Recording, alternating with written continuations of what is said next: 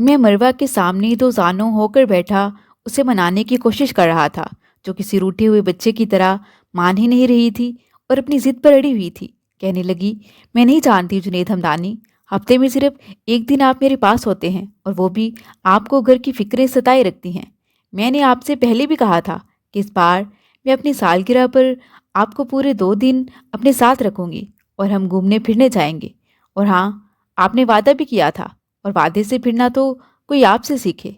मैं उसे छोटे बच्चों की तरह सुला रहा था, उसके बालों में अपनी उंगलियां फेर रहा था। मैंने कहा, मरवा मेरी जान, मजबूरी है। अम्मा की तबीयत ठीक नहीं, मुझे हवेली वापस आना होगा। तुम्हें तो पता है कि अगर वो मुझे नहीं देखेंगी तो वह वेला मचाती रहेंगी। कहने लगी, अम्मा की आड़ में आप किससे मिलने जा रहे हैं? ये मैं अच्छी तरह से जानती हूँ। यकीनन आपको अपनी बीवी की याद सता रही होगी। और मैं एकदम से सर पकड़कर बैठ गया। मैंने कहा, अगर मुझे अपनी बीवी से कोई लगाव होता तो मैं तुमसे शादी ही क्यों करता? मैं तो उसे देखना भी पसंद नहीं करता। वो सरासर अम्मा की पसंद है और मुझे उसके साथ निभाह करना मेरी बस मजबूरी है। मैं उसे छोड़ नहीं सकता और अपने ख़ानदान की रवायतों से बगावत नहीं कर सकता। मैं मरवा को वो बात बता रहा था जो मैं उसके पास आने के बाद 100वें बार उसे समझा चुका था, मगर वो फिर भी नहीं समझती थी, शक करती थी। अब भी शक भरी नज़रों से मुझे देख रही थी। कहने लगी, आपको इल्हाम तो नहीं हो गया कि आपकी अम्मा की तबीयत ठीक नहीं है? मैंने कहा, हाँ हाँ, मुझे समरा ने ही फ़ोन करके बताया था कि अम्मा की तबीयत ठीक नहीं है। अब अम्मा थोड़ी ना मुझे फ़ोन करेंगी, उन्हें तो फ़ोन चलाना आता ही नहीं। वो कहने लगी, अच्छा तो उसने आपको फ़ोन किया है? मैंने कहा, हाँ यार, इसमें इतनी अनहोनी क्या बात है? वो मेरी बीवी है, हक है। और मेरी इस बात पर मरवा बिल्कुल दिल मिला कर रह गई। कहने लगी, तो फिर अपने सारे हक आप उसी को देना। मेरे पास भी एक दिन आकर आप एहसान न किया करें। हफ्ते के 6 दिन आपके बगैर गुजार लेती हूँ, तो एक आध दिन और गुजार लिया करूँगी। यूँ समझूंगी कि मेरी मोहब्बत मेरी दस्तरस में नहीं है, जुदाई मेरा मुकद्दर है। वो अब मुझे इमोशनली ब्लैकमेल कर रही थी और मैं उसे मोहब्बत पाश नज़रों से देख रहा था। मैं चाहकर भी उससे नाराज़ नहीं हो सकता था और ना ही उसकी बात का बुरा मना सकता था, क्योंकि वो मेरी पसंद थी, मेरी मोहब्बत थी, मेरा पहली नज़र का इश्क था।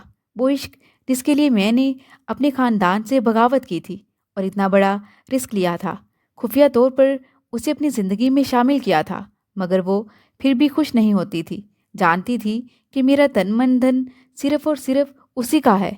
मुझे अपनी गांव वाली बीवी में कोई इंटरेस्ट नहीं है, मगर फिर भी न जाने शक करने की आदत उसकी नहीं बदली थी। मैंने उसके गीले बालों में उंगलियां चलाईं और उसे अपने साथ लगा लिया। बेशक उसकी संगत में गुजरे हुए लम्हे मुझे देर तक याद रहते थे। मैं गांव चला भी जाता था तो हमेशा उसी की यादों में खोया रहता था। वो इस कदर खूबसूरत थी कि मुझे पैर अपनी मोहब्बत में डुबो कर रखा था, किसी और का होने ही नहीं देती थी। मैंने कहा, मरवा मेरी जान, बस वादा करता हूँ कि शाम तक तुम्हारे पास वापस लौट आऊँगा। अम्मा मुझे देखेंगी तो ठीक हो जाएंगी। मैं उनका अकलौता बेटा हूँ, मुझे न देखें तो वो बेचैन होने लगती हैं। और तुम जानती हो कि मैं अम्मा साईं से बहुत मोहब्बत करता हूँ और मैं तुमसे भी बहुत मोहब्बत करता हूँ। इसलिए तो अम्मा साईं का भी ख्याल नहीं किया और तुमसे शादी करके यहाँ हूँ, क्योंकि मैं तुमसे दस्तबरदार नहीं होना चाहता था। तुम दोनों ही मेरे लिए बहुत अहम हो और तुम मुझे शक की नज़रों से देख रही हो ना कि मैं अपनी बीवी से मिलने जा रहा हूँ या उसके फ़ोन पर भागा चला जा रहा हूँ। मैं बार बार समझा चुका हूँ कि मुझे उसमें कोई दिलचस्पी नहीं है। वो मेरी मजबूरी है, उसके साथ बस निभाह करना है मुझे। फिर मरवा कहने लगी कि ठीक है, जाएं, मगर वादा करें कि शाम को आप वापस लौट आएंगे। हम एक अच्छे से होटल में डिनर करेंगे और मैं आज की रात बर्बाद नहीं करना चाहती। मैंने मरवा से वादा कर लिया।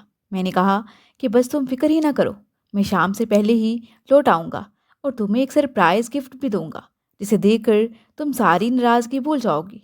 वो एकदम से छोटे बच्चे की तरह खुश हो गई थी। उसे मनाना आसान होता था और वो नाराज़ भी जल्दी हो जाती थी। मैं अपने अपार्टमेंट से निकला और अपनी जीप में बैठकर गांव की तरफ जाने लगा। मेरे जहन में बार बार अम्मा का ख्याल आ रहा था। समरा ने इमरजेंसी सूरत हाल के अलावा कभी मुझे कॉल नहीं की थी और वो काफ़ी ज़्यादा परेशान लग रही थी। मरवा को मनाने के चक्कर में मैं लेट हो गया था। اس لیے میں تیز تیز گاڑی چلانے لگا۔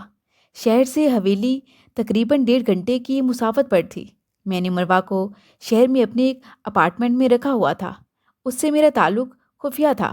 میں نے اماں تک کو نہیں بتایا تھا کہ مروا میری محبت ہے اور میں نے اس کے ساتھ شادی کر لی ہے، کیونکہ میں جانتا تھا کہ اماں اور دادی جان مجھے کبھی بھی اجازت نہ دیتی کہ میں کسی شہر کی لڑکی سے شادی رچا رہا ہوں، جبکہ میری بیوی پہلے میرے پاس موجود ہے۔ سمرا میرے چچا کی اکلوتی بیٹی تھی اور گھر بھر کی لاڈلی تھی۔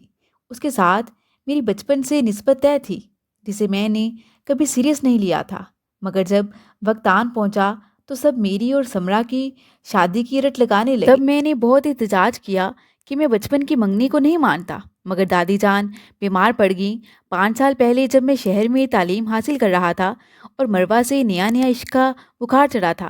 تب بھی دادی جان کے فیصلے کی وجہ سے مجھے ہتھیار ڈالنے پڑے۔ ان کا فیصلہ تھا کہ میری شادی اگر ہوگی تو صرف اور صرف سمرا سے۔ اس حویلی میں دادی جان کے فیصلے کی بہت زیادہ اہمیت تھی۔ سب لوگ ان سے بہت زیادہ پیار کرتے تھے اور ان کے فیصلے کو عزت دیتے تھے۔ میں بھی ان سے بہت محبت کرتا تھا، مگر دل کے معاملے میں ان کا فیصلہ ماننے سے مجبور تھا۔ مگر انہوں نے بھی ٹھان لی تھی کہ میری اور سمرا کی شادی کر کے رہیں گی، اسی لیے مجھے سمرا سے شادی کرنی پڑی۔ اور دادی نے مجھے دھمکی دی تھی کہ اگر میں اس سے شادی نہیں کروں گا تو وہ یہ صدمہ برداشت نہیں کر پائیں گی اور اس دنیا سے چل بسیں گی۔ اس لیے میں ان کے شکنجے میں آ گیا۔ سمرا سے شادی کرنے کے بعد جب میں واپس یونیورسٹی گیا تو مروا کو یہ بات معلوم ہو گئی تھی۔ اس نے خودکشی کرنے کی کوشش کی کیونکہ وہ میرے بارے میں بہت ہی زیادہ پوسیسیو تھی۔ شکر کہ اس کی جان بچ گئی، ورنہ وہ میرے لیے اپنی جان تک دینے کو تیار تھی۔ بالکل پاگلوں کی طرح مجھے چاہتی تھی اور میں بھی اس کے پیچھے اتنا ہی پاگل تھا۔ اس لیے مجھے سمرا پر پہلے سے زیادہ غصہ آنے لگا۔ میں پہلے بھی اس میں انٹرسٹڈ نہیں تھا، حالانکہ ہم ایک ہی گھر میں رہتے تھے، مگر یہ سراسر ایک ارینج میرج تھی۔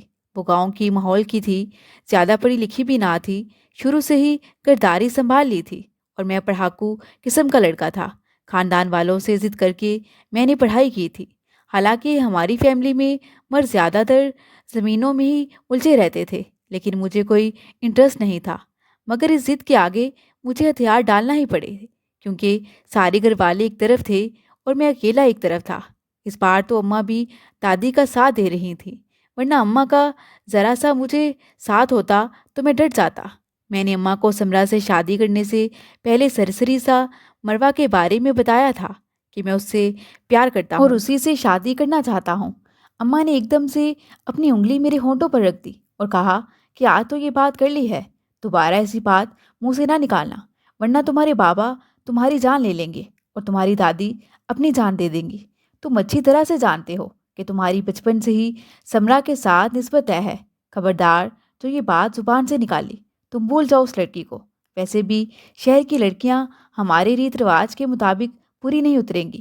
وہ سمرا تو بہت ہی اچھی لڑکی ہے، تم نے کبھی اس پر دوسری نظر ڈالنا گوارا نہیں کی۔ اگر اسے دیکھو تو تمہیں خوبیاں ہی خوبیاں نظر آئیں گی۔ اور میں ایک دم سے بیزار ہو گیا تھا۔ اس کے بعد میں نے مروا کا ذکر نہیں کیا۔ ایسا نہیں تھا کہ میں کوئی بزدل تھا اور محبت میں سٹینڈ لینا نہیں جانتا تھا، مگر اپنی ذات سے جڑے ہوئے لوگوں کے سامنے سٹینڈ لینا نہیں آتا تھا، جو مجھ سے بے انتہا محبت کرتے تھے اور میں ان کی امیدوں کا مرکز تھا۔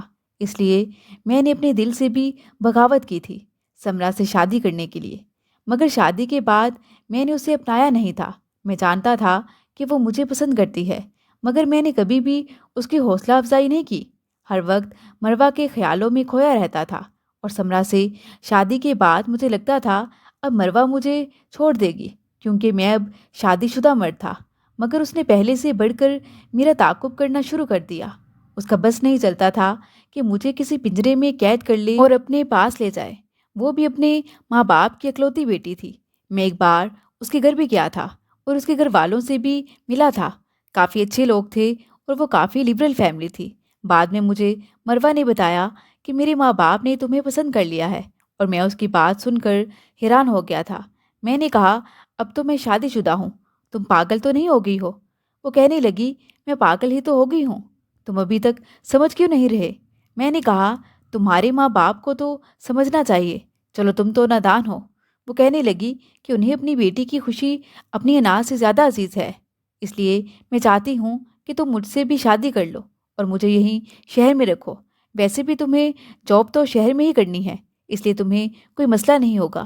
میں تو مروہ کی بات سن کر خوشی سے حیران تھا۔ میں نے کہا کہ تم ایک بٹے ہوئے مرد کو کیسے برداشت کرو گی؟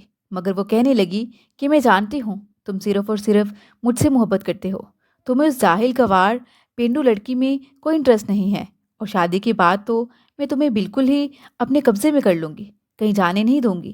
اس قدر تمہیں محبت دوں گی کہ تم اسے بالکل ہی بھول جاؤ گے۔ اور میں اس کی بات سن کر مسکرانے لگا تھا۔ میں نے پھر بھی کہا کہ ابھی بھی سوچ لو، کیا ساری عمر مجھ سے نباہ کر لو گی؟ کیونکہ مجھے اپنی پہلی بیوی کو کبھی نہیں چھوڑنا ہوگا۔ وہ میرے ماں باپ کی پسند ہے، میرے خاندان کی لڑکی ہے، چاہے میرا دل اس کی طرف راغب نہیں ہے، مگر پھر بھی وہ میری بیوی ہے۔ مجھے ایک شوہر کا فرض تو ادا کرنا ہی پڑے گا۔ اس نے ہاں میں جواب دیا، اور اس وقت مروہ کو اس سب سے کوئی ایشو نہیں تھا، کیونکہ اس وقت اسے بھی میرے عشق کا ایسا بخار چڑھا تھا کہ وہ ہر صورت میں مجھے پانا چاہتی تھی۔ پھر میں نے خفیہ طور پر مروہ سے نکاح کر لیا۔ مروہ کو اپنانے کے بعد مجھے صحیح معنوں میں علم ہوا کہ خوشی کیا ہوتی ہے، اپنے محبوب کو پانے کی سرشاری کیا ہوتی ہے۔ میں اسٹڈی ٹور کا بہانہ بنا کر مروہ کو ہنی مون پر لے گیا۔ ہم 1 مہینہ وہاں رہے اور وہ میری زندگی کا سب سے خوبصورت دور تھا۔ اماں مجھے بار بار فون کر کے واپس بلاتی تھیں کہ تمہاری دادی تمہارے لیے اداس ہیں اور زمینوں کے معاملات بھی اب تمہیں ہی دیکھنے ہیں۔ بہت کر لی تم نے اپنی منمانیاں، اب ہم تمہیں کہیں نہیں جانے دیں گے، تم ہمارے اکلوتے وارث ہو۔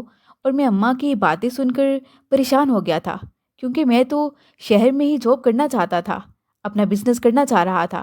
مگر اسی دوران جب مجھے ہنی مون سے واپس کر آنا پڑا، اور آتے ہی ایک قیامت میری منتظر تھی، کیونکہ میرے بابا اس دنیا میں نہیں رہے تھے، انہیں ہارٹ اٹیک ہوا تھا۔ یہ صدمہ اس قدر گہرا تھا کہ میں کئی دن مروہ سے رابطہ ہی نہ کر پا رہا تھا۔ اب زمینوں کی ساری ذمہ داری میرے کندھوں پر آ گئی تھی۔ اماں سائیں اور دادی جان بھی مجھے گاؤں میں روکے ہوئے تھیں۔ میں 2 محبتوں کے درمیان پھنس کر رہ گیا تھا۔ سمرا زبان سے کوئی شکوہ نہیں کرتی تھی، مگر اس کی آنکھیں سب کچھ بولتی تھیں، اور مجھے اس کی کوئی پرواہ نہیں تھی کہ میں بس دادی اور اماں سائیں کے حکم کا غلام تھا۔ اب مروہ کی شکایت مجھ سے بڑھنے لگی تھی کہ میں اسے ہفتے میں 1 بار ملتا تو وہ پاگل ہونے لگتی۔ مروہ بوریت کے باعث اب اپنے پاپا کے ہی آفس میں جاب کرنے لگی تھی۔ وہ مجھے روزانہ 2-3 بار کال کرتی۔ اس کی محبت بھری باتیں سن کر میں کچھ لمحے کے لیے شانت پڑ جاتا تھا۔ وہ خاص طور پر رات کو مجھے کال کرتی تھی۔ سمرا میرے ہر کام کا اس قدر دھیان رکھتی، ہر چیز جو مجھے چاہیے ہوتی میرے کہے بغیر لا کر دے دیتی۔ اگر میں مروہ کی محبت میں گرفتار نہ ہوتا تو شاید سمرا کا ساتھ مجھے اتنا برا نہ لگتا، مگر میں اپنے دل کا کیا کرتا تو صرف اور صرف مروہ کے لیے ہی دھڑکتا تھا۔ میں سمرا کے سارے حق ادا کرتا تھا، مگر میرا دل اس کے لیے 1 بار بھی نہیں دھڑکا تھا۔ ایسا نہیں تھا کہ وہ خوبصورت نہیں تھی۔ مروہ کال کر کے بار بار تسلی ضرور کرتی کہ کہیں میں سمرا کے پہلو میں تو نہیں۔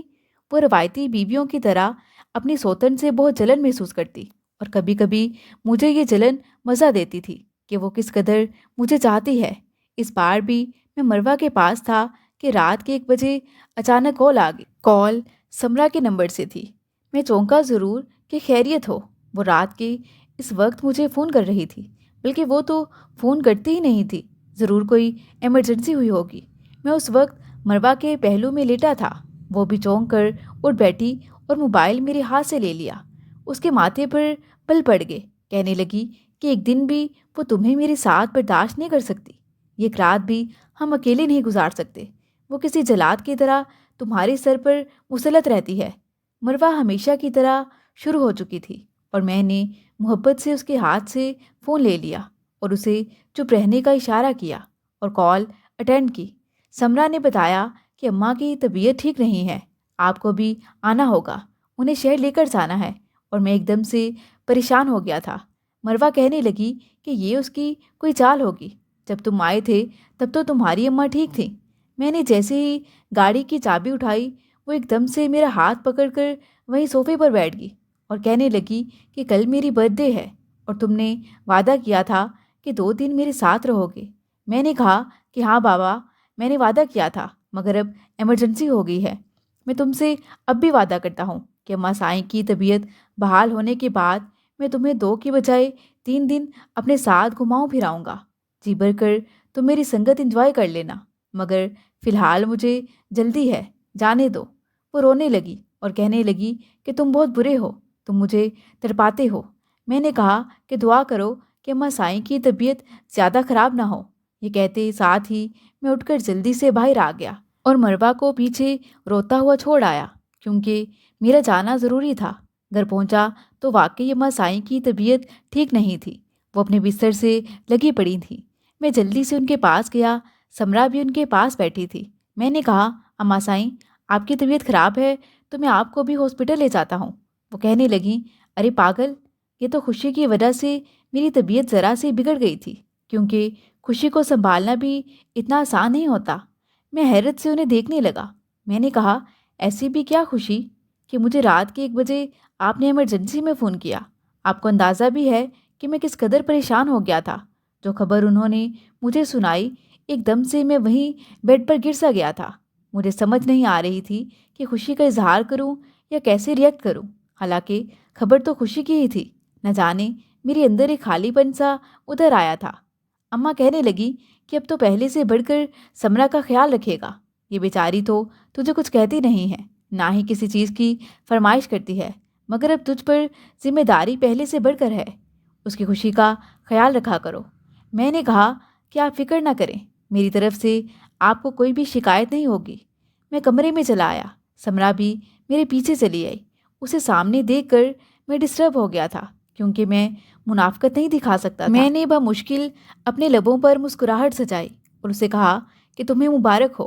وہ کہنے لگی، کیا آپ خوش نہیں ہیں؟ میں نے کہا، اگر بات خوشی کی ہے تو میں خوش کیوں نہیں ہوں گا؟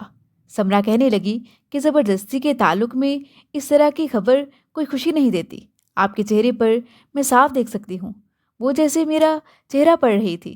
آج ایک بات کہنا چاہتی ہوں کہ آپ نے میرے ساتھ ہمیشہ زبردستی کا تعلق نبھایا ہے اور نبھانے کی کوشش کر رہے ہیں، مگر میں نہیں چاہتی کہ میرے پیٹ میں جو بچہ پل رہا ہے وہ بھی آپ کی اس بے رخی کو سہے جس طرح میں سہ رہی ہوں۔ میں نے فیصلہ کیا کہ اب میں دونوں بیویوں کے ساتھ انصاف سے چلوں گا اور سمرا کو بھی اس کا برابر حق دوں گا۔ میں نے مروہ کو بھی اس بات پر قائل کر لیا، کیونکہ ڈاکٹروں نے بتایا تھا کہ وہ کبھی ماں نہیں بن سکتی۔ اب سمرا کے توسط اس کی گود میں بھی پھول کھل چکے تھے۔